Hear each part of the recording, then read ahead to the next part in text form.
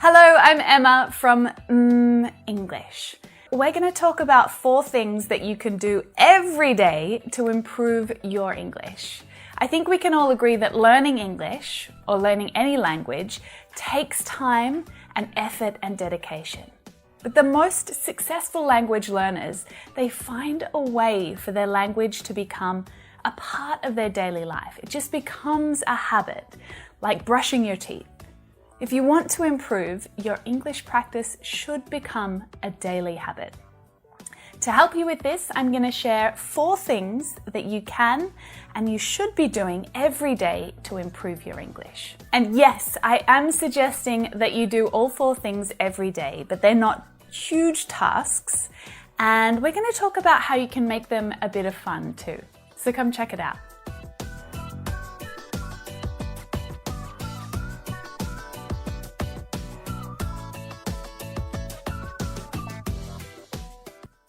So the very first thing on my list is pronunciation.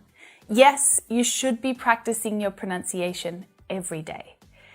And it's not to try and get rid of your accent, but to make it clear enough that others can comfortably understand you when you speak. I can't tell you the number of advanced English students I've had who've had amazing grammar and vocabulary skills, but so much trouble communicating because their accent makes it quite challenging for others to understand them. So of course, all of this affects smooth, positive, comfortable conversation. And depending on where you learned English, your teacher may not have focused on pronunciation. It may not have been the priority at the time.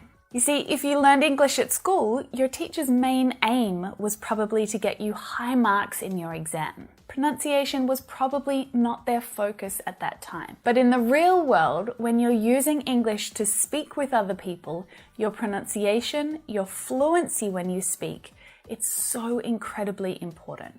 Get into the habit of learning and using the correct pronunciation today, because it's going to save you lots of headaches and confusion down the track. Plus, practicing your pronunciation every day, consistently, it's going to help you to make noticeable improvements in a short space of time. So how can you start doing this? I recommend that you learn the IPA, the International Phonetic Alphabet. If you've never heard of it before, or you don't know a lot about it, then watch this lesson up here. But learning the IPA will allow you to correctly pronounce every single English word, using the correct English sounds. Another great way to practice your pronunciation is with my imitation lessons. So in these lessons, I help you to copy me and shadow me as I speak. They're really awesome, quick 10-minute videos that you can practice with regularly. So add them to a playlist and keep coming back to them and practice with them often. After you've practiced a lesson for a few times, make a recording of yourself and compare it to my voice. Try to identify some of the mistakes that you're making with your pronunciation. I've added a link to my imitation lessons in the description, and I'll add one at the end of this video as well that you can check out. You can also simply read out loud to improve your pronunciation.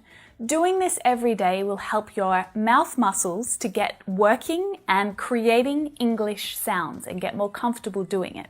It's as simple as that, and it doesn't need to take you long. Just 5 or 10 minutes a day is plenty.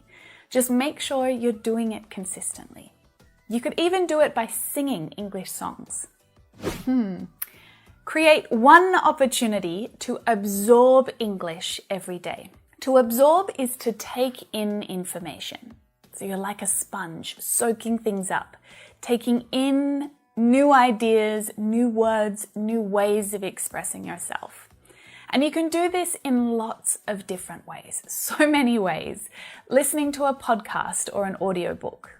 You could watch an English movie or any video on YouTube. Read a book or a blog post. In fact, you probably want to mix this up during the week, right? To keep things interesting. A podcast on Monday, read a book on Tuesday, whatever floats your boat. Now again, this doesn't have to be a huge time-consuming task, but it's worth spending some time searching for the right type of content. It must be stuff that is interesting for you. If you're into football, or you love makeup tutorials, or romance novels, or soap operas. If you love the idea of sailing around the world, I've been watching a YouTube channel called Sailing Le Vagabond, and they vlog about their life sailing around the world on a yacht.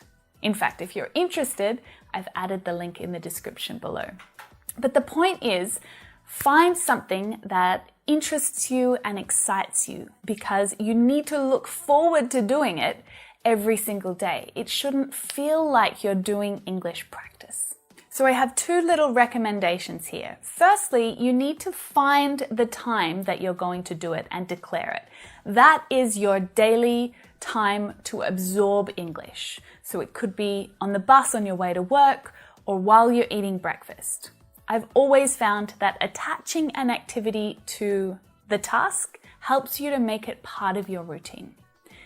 And while you're doing it, just keep a notebook handy so that you can write down expressions or new words which you can look up and check later on. Simple as that. Writing every day has some amazing benefits. But before I talk about that, I want to make it clear, I'm not talking about writing an essay, okay?